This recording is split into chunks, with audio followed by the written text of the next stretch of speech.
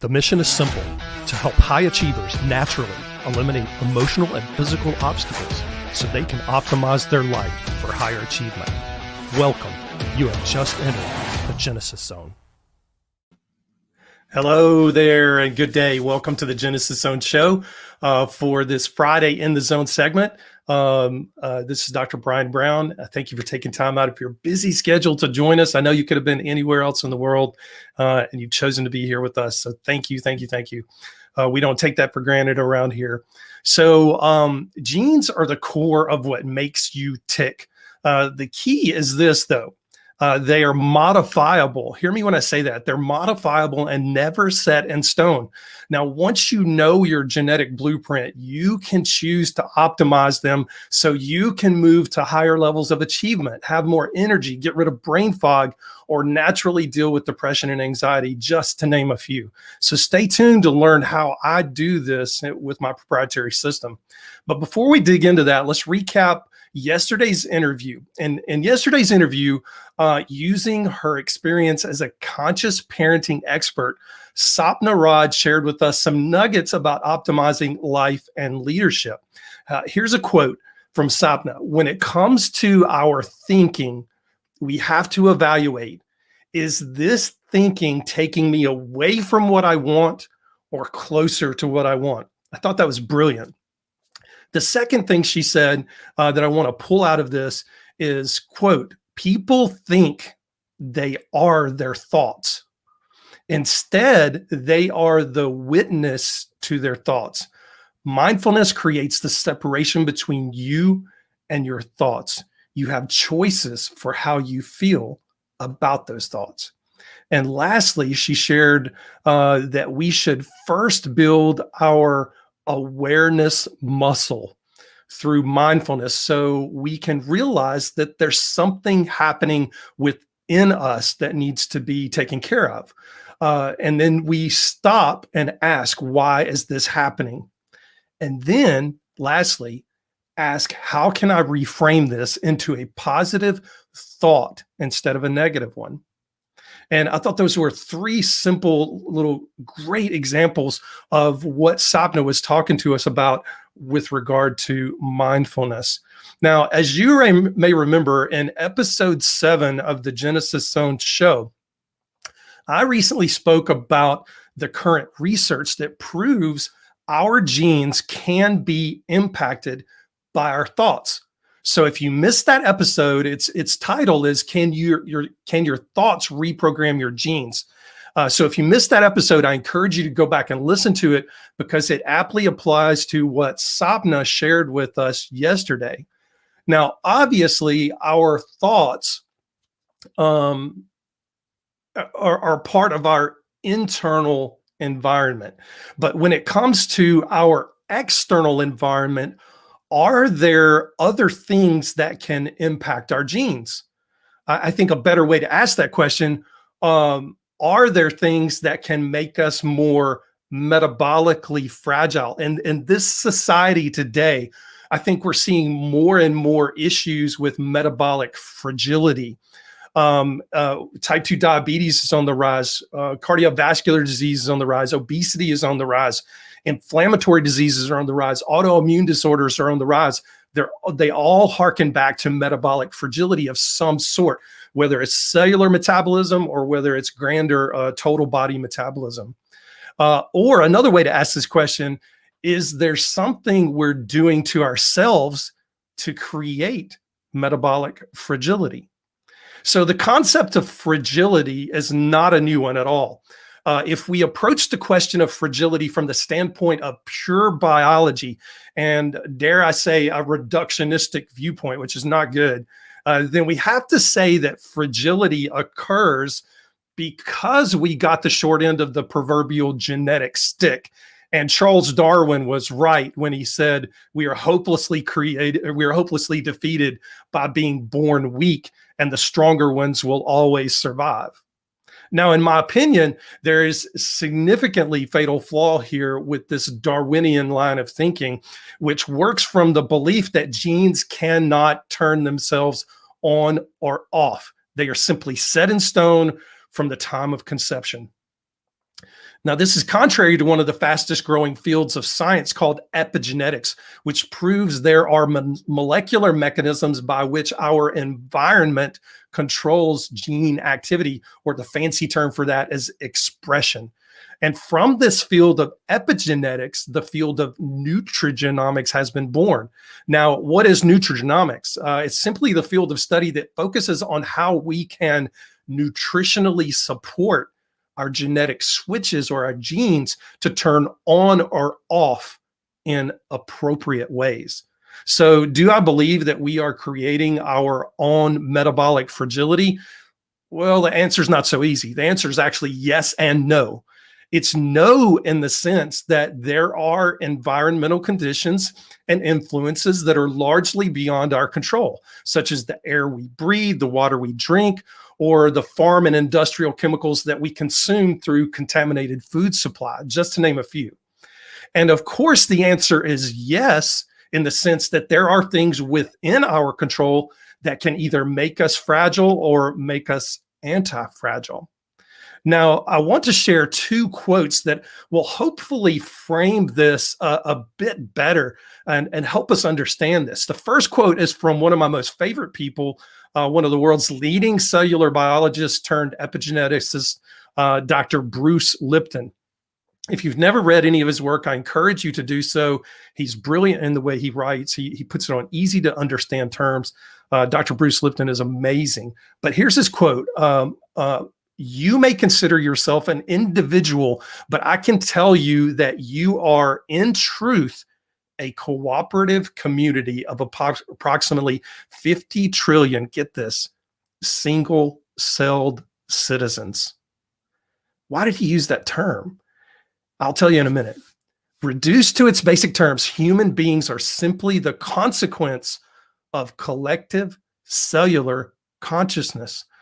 So in other words, what Dr. Lipton is trying to tell us is that each of our cells has its own brain of sorts and its own set of unique actions that can be influenced and manipulated both individually and collectively as a whole by our internal and our external environments. Now let's look at a quote from a top thought leader on anti-fragile theory. Nassim Taleb says this: some things benefit from shocks. They thrive and grow when exposed to volatility, randomness, disorder, and stressors. Yet in spite of this phenomena, there is no word for the exact opposite of fragile. Let us call it anti-fragile. Anti-fragility is beyond resilience and robustness. The resilient resists shocks and stays the same. The anti-fragile gets better and stronger. With these two quotes in mind, I believe that our amazing human bodies are hardwired to not just be robust, not just be resilient, but instead they are hardwired to be anti-fragile. I also believe that epigenetically, we can coerce our bodies into becoming more anti-fragile by doing two simple things.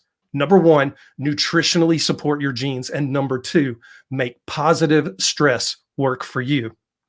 In this week's episode, I'll be covering nutritionally supporting your genes. And next week's episode, I'm going to be talking about making positive stress work for you. So when it comes to nutritionally supporting your genes, one single gene cannot be viewed in a vacuum all by itself. Quite contrary, it's actually the opposite. We actually need to look at genes as a whole because there's a synergy among genes. For physical, mental, and emotional optimization, we want to look at the broader categories of genes and how they interact with one another. These clusters of genes are genes that are responsible for inflammatory regulation and management, genes that are responsible for detoxification, genes that are responsible for neurotransmitter production and balance, genes that are responsible for methylation. And methylation is simply the process by which B vitamins are metabolized into useful form so that, without methylation, you don't produce neurotransmitters, you don't detoxify, you don't control inflammation, you don't have energy. Methylation is essential for human function. Without it, you die. But the genes responsible for methylation, we want to take a close look at those in all 5 phases. And the problem with these direct-to-consumer genetic tests that are out there, number one, they sell your information, and number two, they only check 1 phase of the 5 phases of methylation. So they're leaving 4/5 of the issue, the challenges that you may be having with brain fog, energy, neurotransmitters, where the mood or anxiety type stuff off the table, because they're just not checking for it. And the next thing we want to look at is the genes responsible for mitochondrial health. What is mitochondria? Mitochondria is the powerhouse for the cell. And without the mitochondria having the right genetic expression, they just don't produce the energy that you should. The next thing we want to look at is the genes responsible for neurotrophic processes. Now, don't get bogged down in that word. Neurotrophic just simply means nerve growth and regeneration. It also has to do with learning and neuroplasticity, or the ability to lay down new nerve pathways in the brain for recall, for easy recall and in that learning process. So genes responsible for neurotropic process. And lastly, we need to look at the genes responsible for autophagy. Now, here's another word, don't get bogged down in this, but autophagy just simply means, in the actual ancient Greek, autophagy literally means self-devouring. Let me explain that. Because our bodies depend on programmed cell death, meaning that old cells are broken down, and the debris that comes from that breakdown is discarded. That's autophagy. Without it, we age much more rapidly. And some people don't have good genes when it comes to autophagy. Therefore, they age more rapidly. They may not age more rapidly on the outside, but on the inside, they're aging at a very rapid rate. And we have to take a look at that very, very closely. So once these genes are mapped out, we can then develop a plan to nutritionally support these genes with the correct supplements and lifestyle changes necessary to turn off those bad genes and turn on the good genes. And the end result is that we make ourselves more anti-fragile and set ourselves up for better mood, less anxiety, more energy, better stamina and endurance, stronger immune system, better focus and concentration, enhanced memory and learning, even as we age, healthier cell function, less inflammation, better detoxification, and dare I say, healthier longevity. Notice I didn't say anti-aging, because we can't stop the aging process, but we can make the aging process more healthy so we can have a healthier longevity. So next week, as I said, I'll be talking about some of the forms of positive stress and how those positive stressors can propel you to epigenetically become more anti-fragile. So stay tuned next week for that episode. You're not going to want to miss it, because it's probably some things that you may have heard, and probably a good amount of things that you've not heard of before that are very, very, very good for epigenetic manipulation and turning those bad switches off and good switches on. So as we wrap up, I'd like to make our listeners aware of something new. I am about to launch a brand new boot camp. It's called the Gene Hack Boot Camp. It's going to be a 5-day boot camp. Each lesson each day will be around an hour to an hour and a half. Preliminarily, I've carried my staff through this program, and it was off the charts amazing as far as the reviews. Now, you may say that's your staff, but seriously, I had kept this in a closed box. They didn't know what I was working on, and we went for a retreat, and I carried them through this process, and their minds were blown. And I expect when we launch this to the public, we're going to get the same responses. So I'm going to do something totally crazy. And this first boot camp is going to be free. And the reason it is because I want this information out there. I'm not going to be able to do this boot camp for free for very long. But this first time, and it starts May the 17th, we're about 45 days out. I'm going to be doing this first boot camp for free. So if you want to take advantage of that, I encourage you to do so. You'll be able, by the end of the day, you're going to be able to go to drbriangBrown.com/gene hack, GENEHACK, and you're going to be able to pre-register for that and do an early registration. But in the Gene Hack Bootcamp, using my proprietary Genesis Zone method, I'm going to teach you how to know exactly which of your 5 zones, and the 5 zones are brain, body, sleep, immune, and energy, which one of those 5 zones are creating lower physical, emotional, and mental performance for you.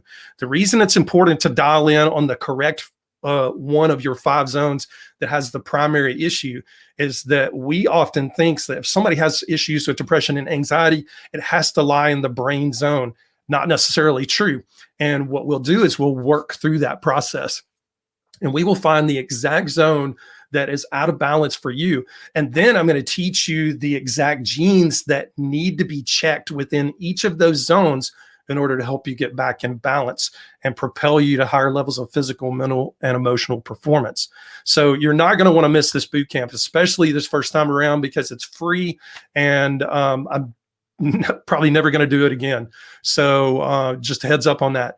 If you want to go ahead and just say, I need to get this off of my to-do list today, I'm not going to wait until midnight tonight to register on the website, and you want to shoot me a direct message on Facebook or Instagram, please do so, and I'll put you on early registration list myself. You can message me at Dr. Brian G. Brown, and that's Brian with an I. So stay tuned next Thursday at noon Eastern Standard Time for our next Wellness Warriors segment, where I'll be interviewing another surprise guest, and we'll continue exploring ways in which you can optimize for higher performance. Most informed, most trusted, and most grateful you spent this time with us today. Until next time, stay in the zone. I'm Dr. Brian Brown.